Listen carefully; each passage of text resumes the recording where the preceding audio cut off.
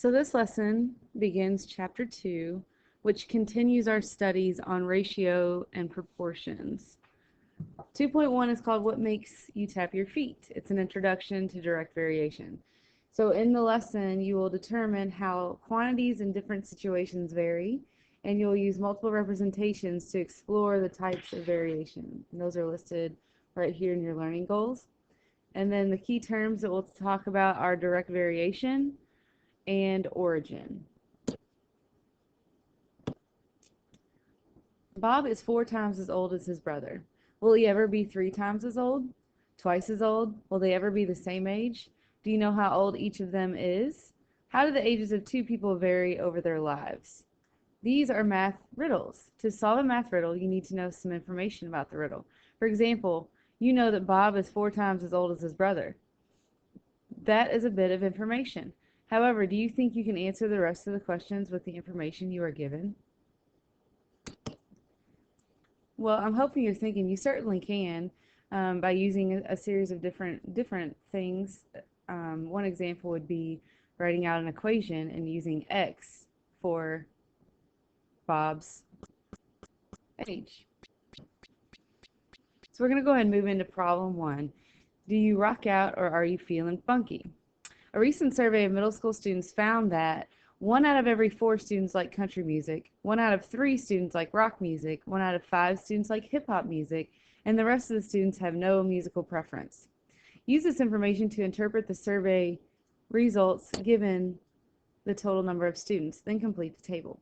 So if we have 60 students total, and 1/4 of those students like country music, we would simply say, well, 60 divided by 4 would give us 15. So we can assume that 15 students prefer the country music because 15 is 1/4 of our total of 60.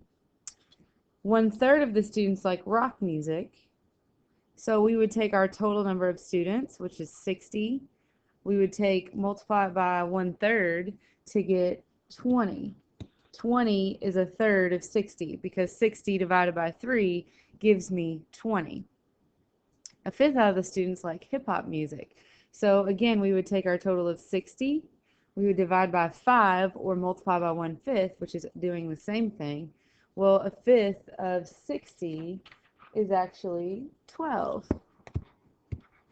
So 60 divided by 4 gives me 15. 60 divided by 60 divided by 3 gives me 20, and 60 divided by 5 gives me 12. Well, at this point, it says the rest of the students have no musical preference. So what we can do is just add up the ones that prefer country, rock, and hip-hop. So over here, I'm just going to do that. So 15 plus 20 plus 12 gives me a total of 47. So the leftovers, we know that 47 have a preference, well the rest of them will not. So we would take 60, subtract 47 to get what's left, which is 13. So we can assume that 13 of those students, 13 out of 60, would have no musical preference. I'm going to do one more set with you and then have you complete the table. If you don't need my help, feel free to move on. So this time we have 120 students, which is actually double of what we started with, which is at 60. So I'm going to go ahead and calculate the math as if we didn't have this data, but in fact you could simply double all of the numbers here because this is double of our first total of 60. 120 is double 60, so we could double each of those numbers. But if we didn't have that information, we would simply take the 120, we would divide by 4 because 1/4 of the students would need country music or like country music. 120 divided by 4 gives me the 30. If we took 120 and we divided by 3, that's going to give us how many prefer rock, which is 40. If we did the 120 divided by 5, that's going to give us the hip-hop number, which would be 24. And then again, the leftovers would be what students have no preference. So if I did 30 plus 40, that gives me 70, plus 24, that gives me, excuse me, 94. And then 120 minus 94 gives me 26, which, as you can see, all of these numbers are just double what we started with. If you can think about the relationship between 60 and 180, it's going to be very easy for you to do this row.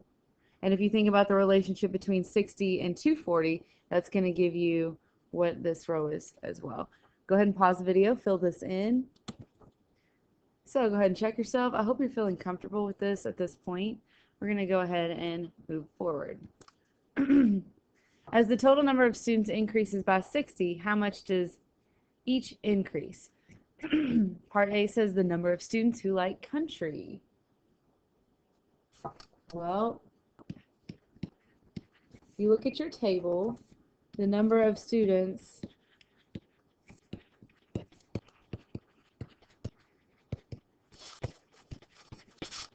who prefer country increases by 15.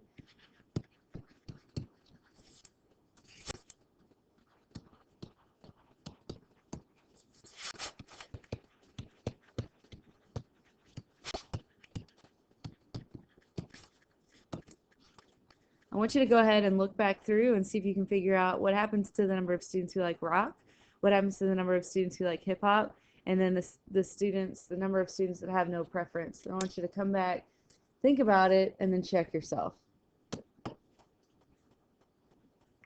So I hope that you were able to use that table just to see that they're increasing by the same number every time we increase by 60 students, because 60 students represents all of those numbers. So anytime we increase the number of students by 60, we are going to increase each of these different music areas by the certain numbers indicated.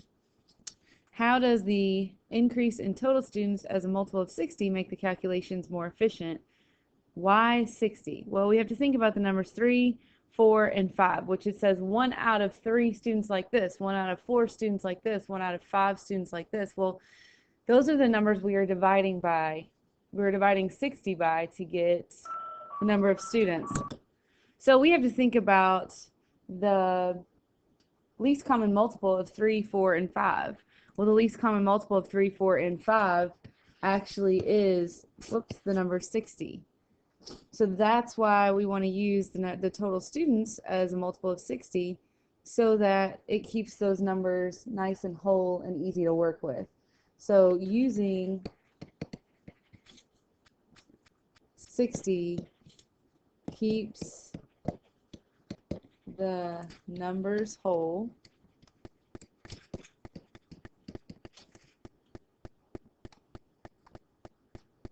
and 60 is the least common multiple of 3, 4, and 5. And you got to think about this. I mean, why would it make sense for us to keep these numbers whole? Why not use decimals? Why not use fractions? Well, if you think about what we're actually talking about, and that's a number of students, keeping the numbers whole is the only way to keep those answers more efficient, because otherwise it would be approximation. And you don't have 1/2 of a student or 1/4 of a student. That doesn't make any sense. So we want to keep our numbers whole to help the numbers make sense. So complete the table. If we had 600 students, this is basically just extending what we did earlier in the other table. So instead of having 60 students, if we had 600 students, well, one thing I would think of is, well, how do I go from 60 students to 600 students? Well, that would be me multiplying by 100. So I would take each of the numbers from before, and I'm just going to write those out. We had 60 here. We had 15 here. We had 20. And then we had 12 and 13. So all I'm going to do is say, well, 60 times 100 gives me the 600. So I need to do 15 times 100 to get 150 here. And then I would have 200 here. And I would have 120 here and 130 here. Again, I'm scaling up by 100. I know that these are the numbers I'm working with. So if I do 60 times 100, that's scaling up by 100. So I have to do that for each of the numbers that follow. So the next set of numbers, just as in the rate tables that we talked about previously in the last chapter, if I can see that I multiply 150 times 2 to get 300, then I'm going to do the same thing across the board. So 150 times 2 gives me 300. So I would do 600. Here, I'm going to put this little times 2 just so that we can remember that's exactly what we did to get the 300. So 600 times 2 gives me 1200. And then this times 2 gives me 400. 120 times 2 is 240. And then 130 times 2 is 260.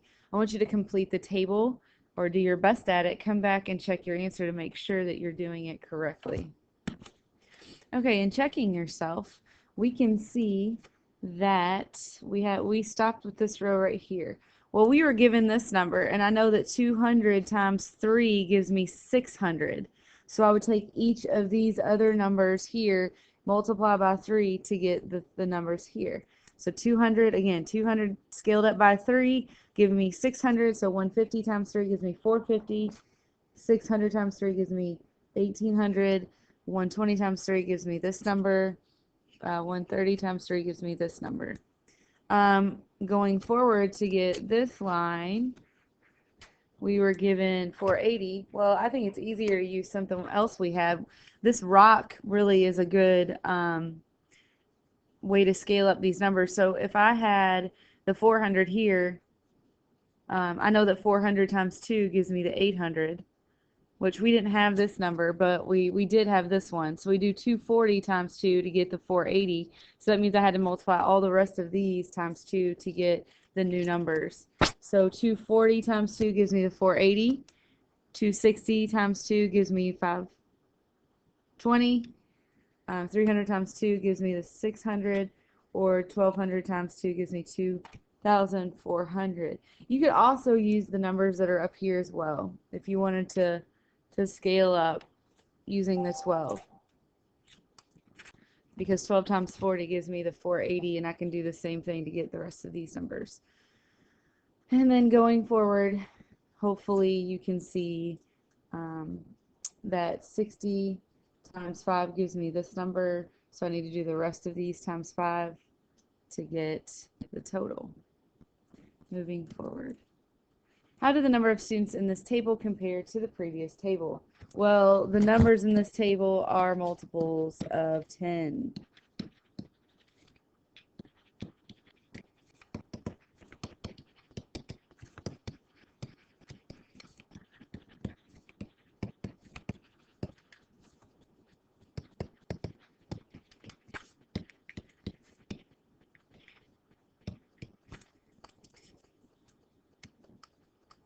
All right, so problem 2 is getting us into some graphing. Hopefully this will be pretty easy for you. It says using graphs to show middle school learners' musical tastes. So problem 1, complete the graph to show the relationship between the total number of students and those who prefer country music using the information you completed in problem 1. So basically you're just flipping back and you're looking at problem 1 and you want to graph all the points that relate to the number of students in country music. So if I look back, I'm going to see that we have 60 students. Let's see, the number of students who prefer country.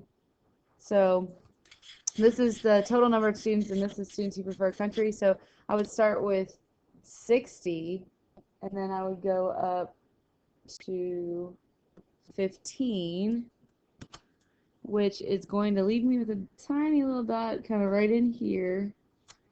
All right, and then I would go from 120 up to 30, so they're going to be kind of really close together right here in the beginning. Then I'm going to go to 180 up to 45. So over to 180 and then up to 45 would give me something right in here. And then I would go from 240 to 60, which would give me something right in here. Okay, then we're going to go the second set. This is going to help us space out just a little bit. Those first 4 numbers are really crunched together. We're going to go to from 600 over here up to 150, which is somewhere in here. Okay, and then we're going to go from 1200 up to 300. So 1200 is here, up to 300 is somewhere right in here. Okay, then we're going to go from 2400 up to 600. 2400 up to 600, which is somewhere in here.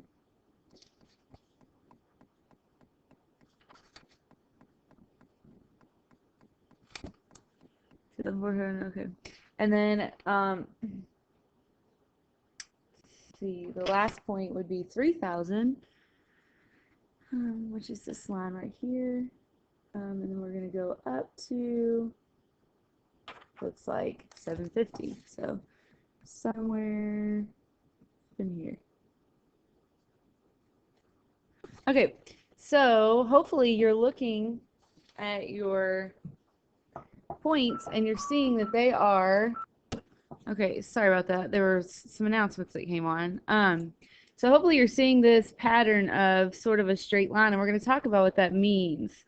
So I want you to go ahead and do the next two graphs on your own. The next two are rock music preference and hip hop music. I want you to come back and check yourself.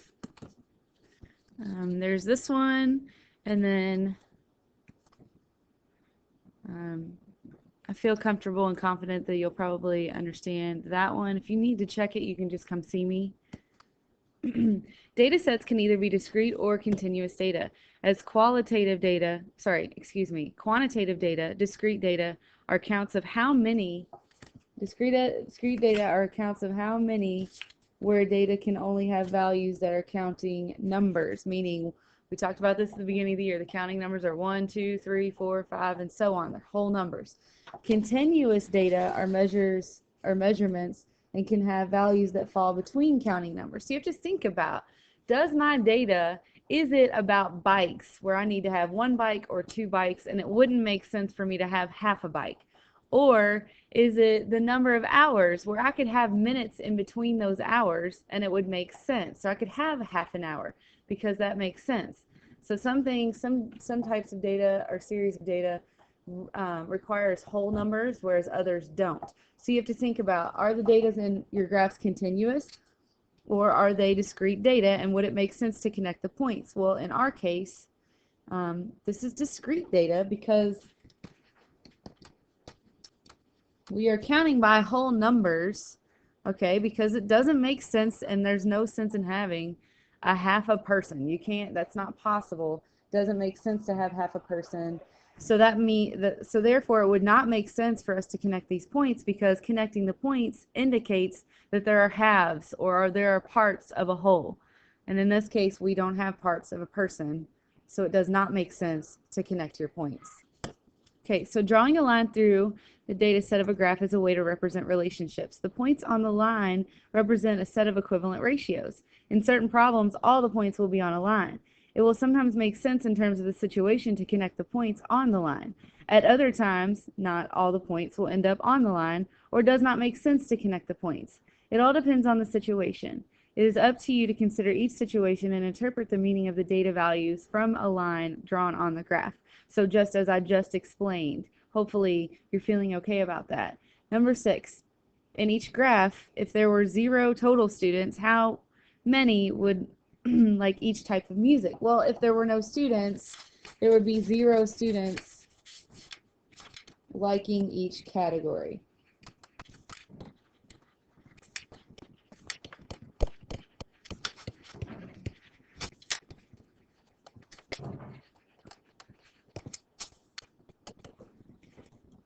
I know that we have a couple slides left, but I'm going to go ahead. I'm going to let you read through the rest of this investigation and see if you can figure out some things on your own. I want you to take note of the different vocabulary words that you're given here, and then we'll talk more about this in class. So at this point, I want you to see what you can do in reading through this, the rest of this, and answering the last couple of questions on the next page. And then if you have any questions, please come see me.